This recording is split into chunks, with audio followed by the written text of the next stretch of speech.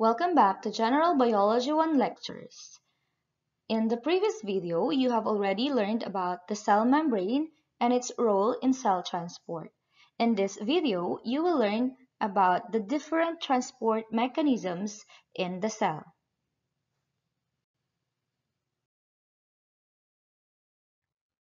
Cell transport is the movement of materials across cell membranes.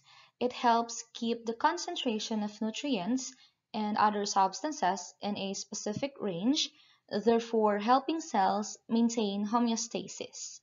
Since the cell membrane is semi-permeable, it has different ways of transporting nutrients, which are narrowed down into three: passive transport, active transport, and bulk transport.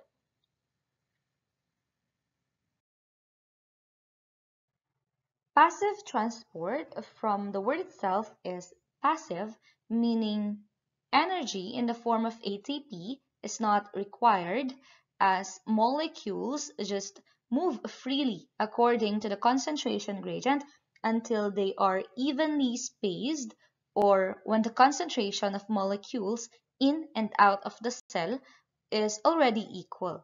Remember, cell transport aims homeostasis.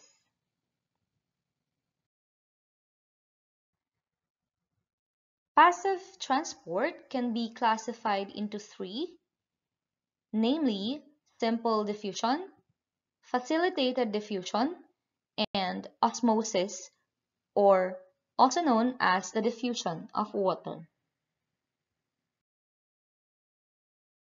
Simple diffusion is the flow of molecules from an area of greater concentration to an area of lower concentration.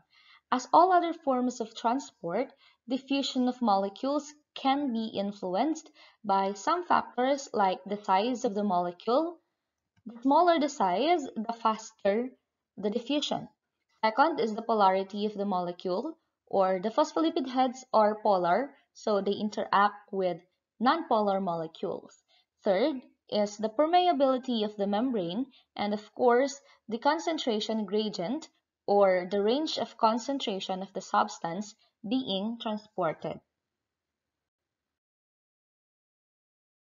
This one is an example of simple diffusion where a dye is dropped in clear water.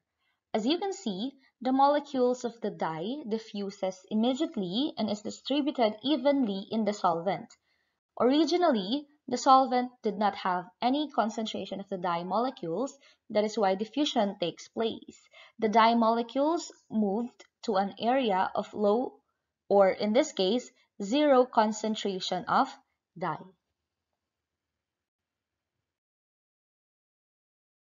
Simple diffusion is common to small particles which can easily pass through the lipid bilayer like gases.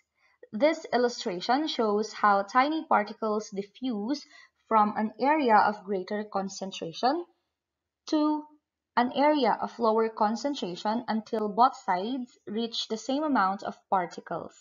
The exchange of carbon dioxide and oxygen between the membranes of the alveoli and the capillaries is also an example of simple diffusion. Facilitated diffusion, on the other hand, uses transport proteins to move molecules still from an area of greater concentration or higher concentration to an area of lower concentration. This transport still does not use energy but uses carrier proteins and channel proteins for transport. Channel proteins are like pores in the cell membrane, which have hollow middle area which extends to the surface, and they can either be open at all times or gated.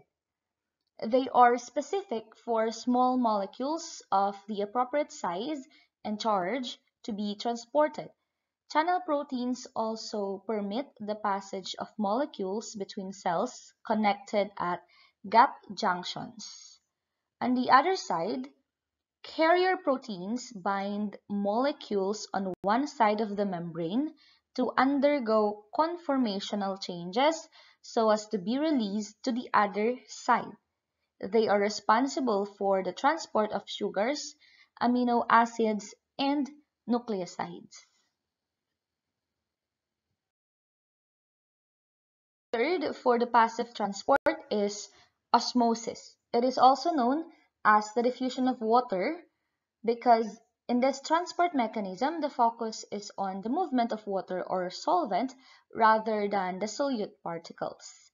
The movement is down the concentration gradient or from high water concentration to low water concentration.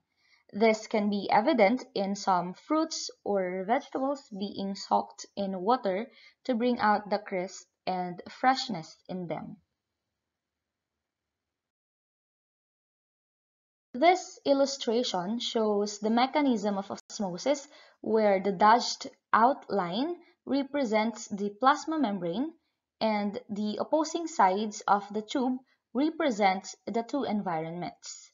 The left side has too much water but has fewer sugar particles, so the water tends to move to the right where the concentration of water is lower compared to the concentration of solute.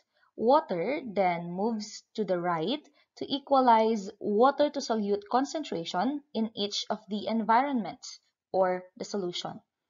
There are three types of environment or solution where a cell could be introduced to. The first one is isotonic solution, where the concentration of solute and water is the same inside and outside of the cell. So, what is the direction of water movement? It can be both towards or out of the cell because the amount that comes in is also the amount that comes out of the cell.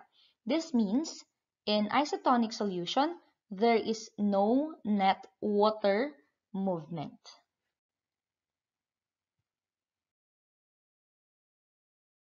Second is hypotonic solution. Hypotonic solution contains less solute particles and more water. This means when a cell is placed in a hypotonic solution, water tends to enter the cell to reduce the solvent concentration in the solution and make the environment balanced. A cell in hypotonic solution engulfs the water, grows in size, and may burst.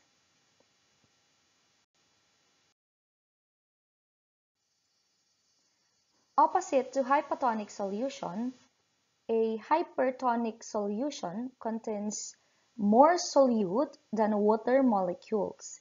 This means when a cell is placed in a hypertonic solution, water tends to leave the cell to increase the solvent concentration in the solution and make the environment balanced.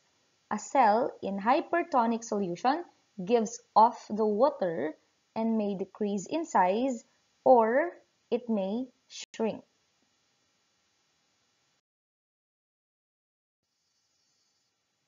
Here is how the cells would look like when exposed to the three solutions. In isotonic solution, the cell is neutral since there is no net movement on its water concentration, so there will be no changes on the cell. On the second picture, in hypotonic solution, the cell continuously takes up water until it undergoes cytolysis or cell burst. And in the hypertonic solution, the cell continuously gives off its water until it undergoes plasmolysis and shrink.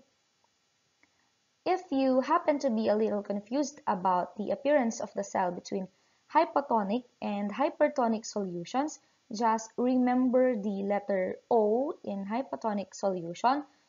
So it means the cell is as big as it may eventually burst. And the E in hypertonic solution, it means it's not circular or bulgy anymore and is shrinking.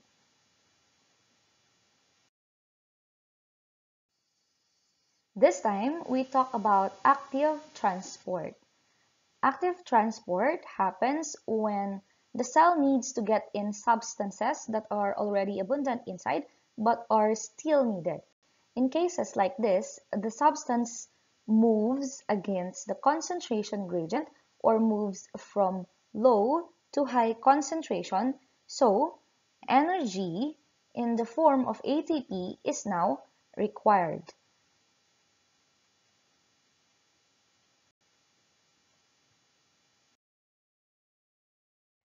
The most common example of active transport is the sodium-potassium pump, or the transport of three sodium ions out of the cell in exchange of two potassium ions that need to get in the cell. This process comes in few steps as it involves breaking down and release of energy.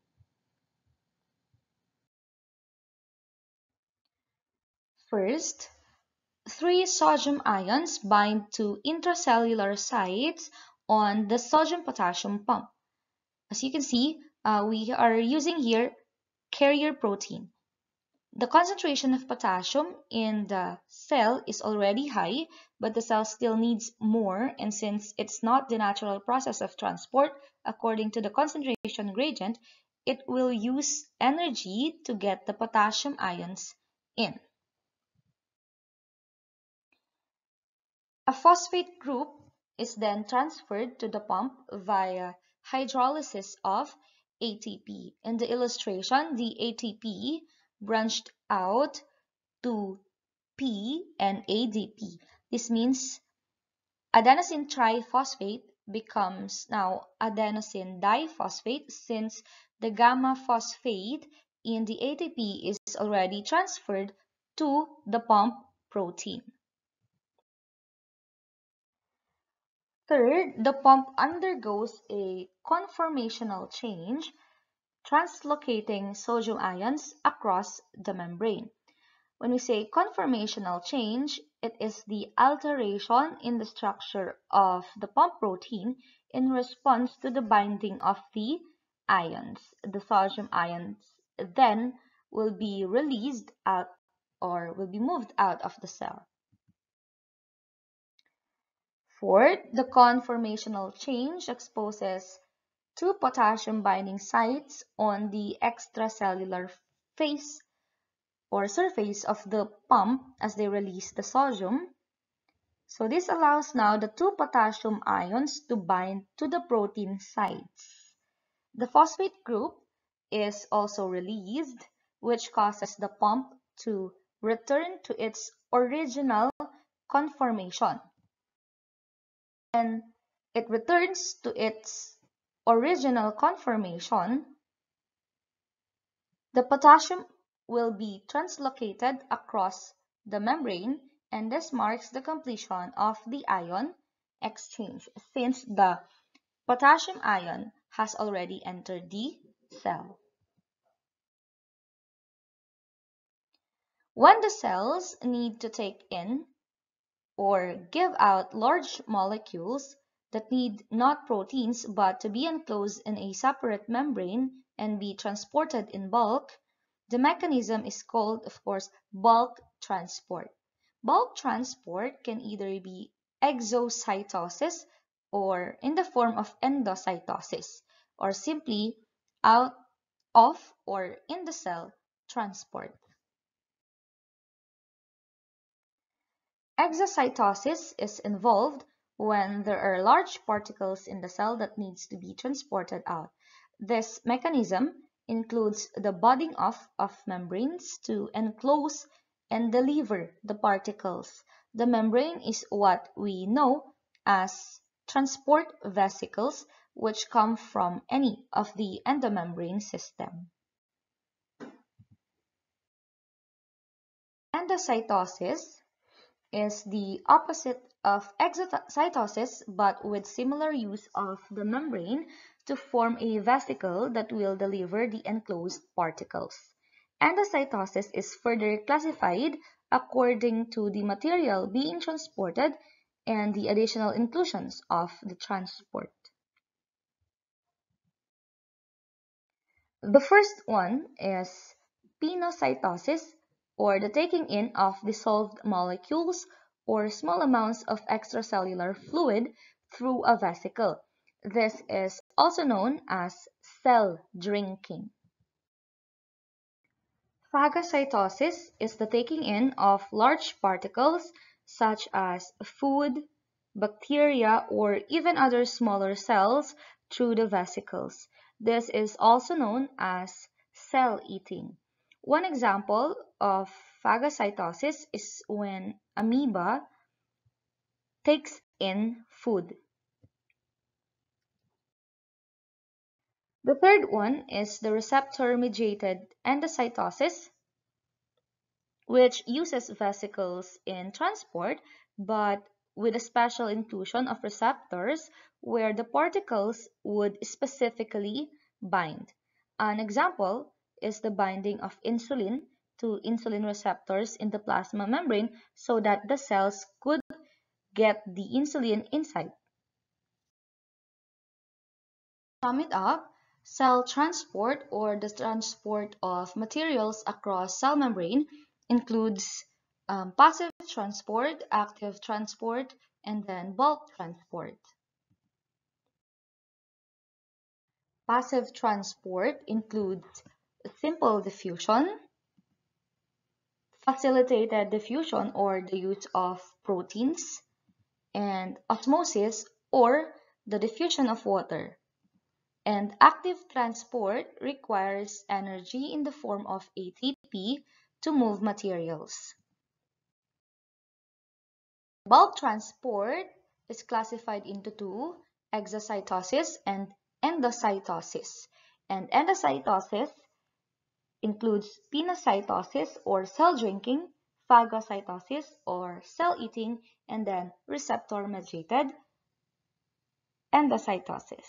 So this ends our discussion on the cell transport.